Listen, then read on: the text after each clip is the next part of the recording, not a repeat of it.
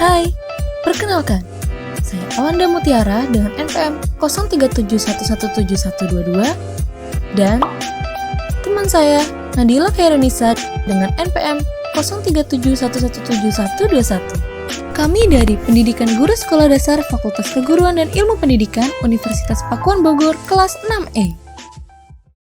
Pemahaman mengenai isu-isu kritis lingkungan dapat menjadi salah satu upaya untuk mengubah perilaku mahasiswa sehingga terbentuk sikap peduli lingkungan.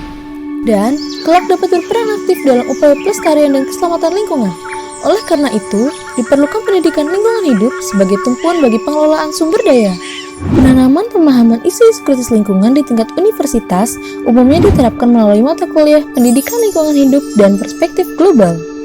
Dengan mempelajari perspektif global, diharapkan akan meningkatkan wawasan dan kesadaran bahwa kita mempunyai ketergantungan dengan orang lain di belahan bumi yang lain. Menambah dan memperluas pengetahuan tentang dunia, sehingga dapat mengikuti perkembangan dalam berbagai aspek terutama perkembangan iptek. Mengkondisikan para mahasiswa untuk berpikir integral dan bukan general, sehingga suatu masalah dapat ditanggulangi dari berbagai aspek. Dan melatih kepekaan dan kepedulian mahasiswa terhadap perkembangan dunia dengan segala aspeknya. Manusia mempunyai pengaruh besar terhadap lingkungan hidup karena memiliki pengetahuan dan teknologi dan dapat mempertahankan diri dengan adaptasi di lingkungan sekitar. Kegiatan manusia tersebut menjadi bagian di antara komponen hewan dan tumbuhan untuk dilestarikan agar kehidupan tetap seimbang. Lingkungan hidup merupakan kesatuan ruang dengan segala sesuatu bagi semua makhluk hidup yang mempengaruhi keberlangsungan kehidupan. Lingkungan hidup itu termasuk ekosistem, interaksi sosial dan budaya, dan keseimbangan makhluk hidup. Lingkungan hidup dibedakan menjadi biotik, abiotik, dan sosial budaya. Lingkungan biotik terdiri dari benda hidup seperti tanah, pepohonan, dan lain-lain. Contoh lainnya adalah jamur, bakteri, virus, tumbuhan, dan hewan. Lingkungan abiotik mencakup benda-benda tidak hidup, seperti gedung, rumah, dan jalan raya. Contoh lainnya adalah udara, air, cahaya, tanah, dan temperatur. Lingkungan sosial budaya terbentuk dari aktivitas sosial dan kebudayaan yang membentuk sistem dan terdiri dari nilai, gagasan, dan keyakinan sebagai makhluk sosial. Menurut Sujono, lingkungan hidup merupakan lingkungan fisik yang terdapat di alam dan menggambarkan bahwa manusia, hewan, dan tumbuh-tumbuhan dilihat sebagai perwujudan fisik jasmani. Menurut Undang-Undang Nomor 32 Tahun 2009 tentang Perlindungan dan Pengelolaan Lingkungan Hidup, didefinisikan sebagai suatu kesatuan dari makhluk hidup, termasuk di dalamnya manusia dan juga makhluk hidup lainnya. Merupakan lingkungan yang terbentuk dari proses alami dan memiliki tingkat keberagaman makhluk hidup yang sangat tinggi.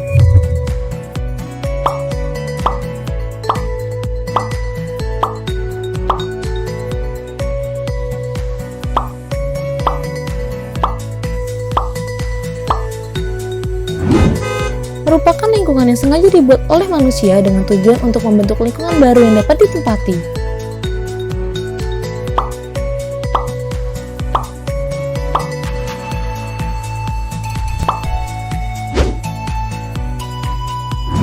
Isu lingkungan global merupakan permasalahan lingkungan yang memiliki dampak yang luas, serius, dan menyeluruh bagi dunia, karena menyangkut aspek-aspek dari multidisiplin ilmu ekonomi, politik, dan sosial budaya. Isu ini dikategorikan menjadi isu lingkungan lokal, nasional, regional, dan global.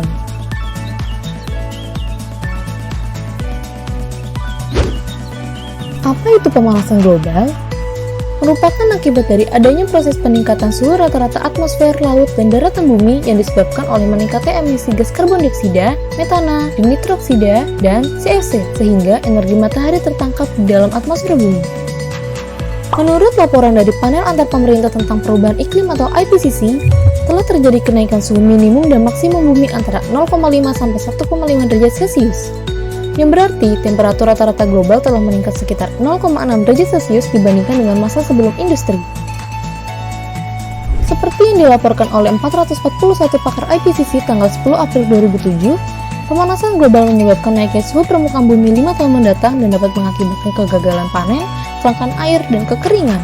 Diperkirakan, Asia akan mengalami dampak yang paling parah. Produksi pertanian Tiongkok dan Bangladesh akan anjlok 30%, India akan mengalami kelangkaan air, dan 100 juta rumah warga pesisir akan tergenang. Setiap tahunnya dilepaskan sekitar 18,35 miliar ton karbon dioksida, sehingga atmosfer semakin kaya akan gas-gas rumah kaca dan akan menjadi insulator yang menahan lebih banyak panas dan matahari yang dipancarkan ke bumi. Inilah yang disebut dengan efek rumah kaca. IPCC menyimpulkan bahwa sebagian besar peningkatan suhu rata-rata global sejak pertengahan abad ke-20 kemungkinan besar disebabkan oleh meningkatnya konsentrasi gas-gas rumah kaca akibat aktivitas manusia. Selama setengah abad sekarang ini, gas rumah kaca CO2, metan, nitrat oksida, dan CFC dilepaskan ke atmosfer bumi dalam jumlah dan konsentrasi yang sangat besar. Jika emisi gas-gas berbahaya ini terus meningkat, konsentrasi gas rumah kaca akan lebih tinggi dan mencapai 2 kali lipat dari sebelum era industri pada tahun 2100. Jika ini terjadi, akan mengakibatkan meningkatnya temperatur rata-rata global sebesar 2,5 derajat Celcius dengan peningkatan 4 derajat Celcius di daratan. Walaupun angka tersebut sepertinya kecil, tetapi ketika temperatur meningkat 4 derajat Celcius, sebenarnya sudah cukup untuk mengakhiri zaman es. Pemanasan global telah berhasil memicu peningkatan suhu di bumi dan dapat mengakibatkan es mencair, kekeringan, serta naiknya permukaan air laut.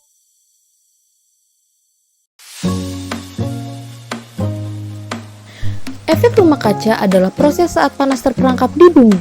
Tanpanya, bumi akan menjadi sangat dingin dengan suhu minus 18 derajat Celcius. Dan dengan kehadirannya, bumi telah lebih panas menjadi 33 derajat Celcius dari temperatur semula. Akan tetapi, apabila berlebihan di atmosfer, maka akan mengakibatkan pemanasan global. Pada penguapan air, umpan balik ini meningkatkan kandungan air absolut di udara. Kelembapan relatif udara hampir konstan atau bahkan menurun karena udara menjadi menghangat. Bila dilihat dari bawah, awan akan memantulkan kembali radiasi inframerah ke permukaan, sehingga akan meningkatkan efek pemanasan.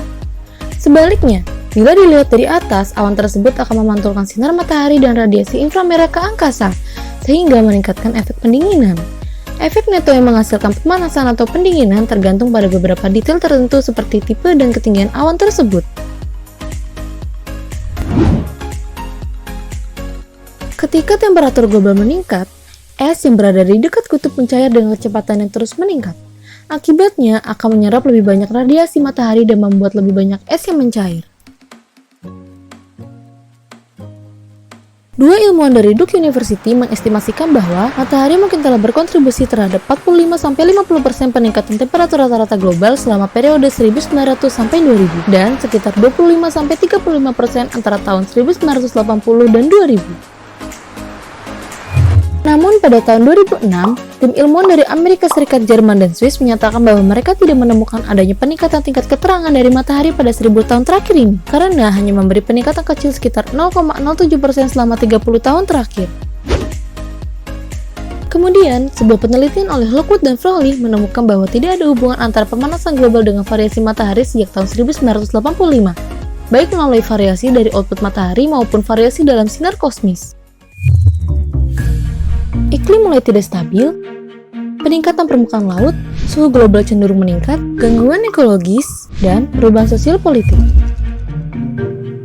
Gangguan pada pesisir dan kota pantai, gangguan pada sarana dan prasarana publik, gangguan pada produktivitas pertanian, dan peningkatan risiko kanker dan wabah penyakit. Dalam lapisan stratosfer, dengan pengaruh radiasi ultraviolet, CFC terurai dan membebaskan atom klor yang akan mempercepat penguraian ozon menjadi gas oksigen. Meningkatnya kasus kanker kulit melanoma, meningkatkan kasus katarak dan kanker mata, dan menghambat imun. Hujan asam dapat menyebabkan proses korosi menjadi lebih cepat, iritasi kulit dan sistem pernafasan, dan menyebabkan pengasaman pada tanah. Terjadinya pertumbuhan populasi akan menyebabkan meningkatnya kebutuhan sumber daya alam dan ruang. Semakin meningkatnya lahan kritis di muka bumi ini membuat penangkapan CO2 menjadi semakin berkurang. Contohnya seperti membuang limbah di laut lepas, dan jika semua itu terjadi, maka akan membunuh makhluk hidup. Melindungi daerah pantai dengan penghalang untuk mencegah masuknya air laut,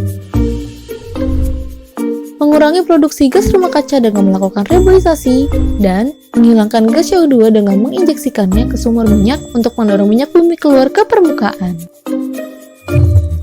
yaitu permasalahan lingkungan dengan dampak dalam skala nasional. Salah satu isu lingkungan nasional yaitu sampah. Sampah padat umumnya dibagi menjadi dua bagian, yaitu sampah organik dan non-organik. Terdiri dari tumbuhan dan hewan dan mudah diuraikan oleh proses alam. Berasal dari sumber daya alam tak terbarui dan tidak dapat diuraikan oleh alam.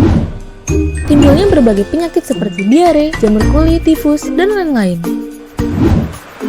Pencemaran air yang dapat menyebabkan berubahnya ekosistem perairan biologis.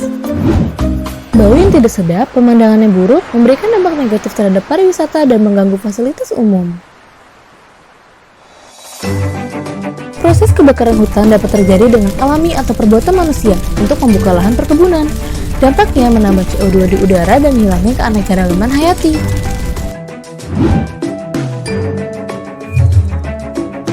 Diakibatkan oleh sistem penampungan yang bocor atau kapal tenggelam yang menyebabkan lepasnya minyak ke perairan.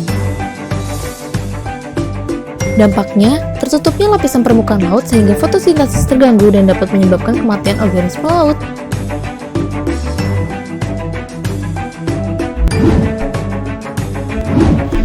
Merupakan permasalahan lingkungan dengan dampak yang ditimbulkan sangat mempengaruhi bagi daerah lokal. Seperti pada Provinsi Kalimantan Barat yang terjadi pencemaran Sungai Kapuas, di mana 70% masyarakat Kota Pontianak dan Kalbar masih menggunakan air tersebut sebagai air konsumsi sehari-hari. Pencemaran Sungai Kapuas ini berupa zat kimia yang berbahaya dan terdapat kandungan rasa yang melebihi ambang batas. Keadaan ini harus diwaspadai sedini mungkin, mengingat pengkonsumsian air raksa bisa terjadi secara tidak langsung seperti mengkonsumsi ikan sungai. Kebakaran hutan, banjir, kekeringan, longsor, dan erosi pantai.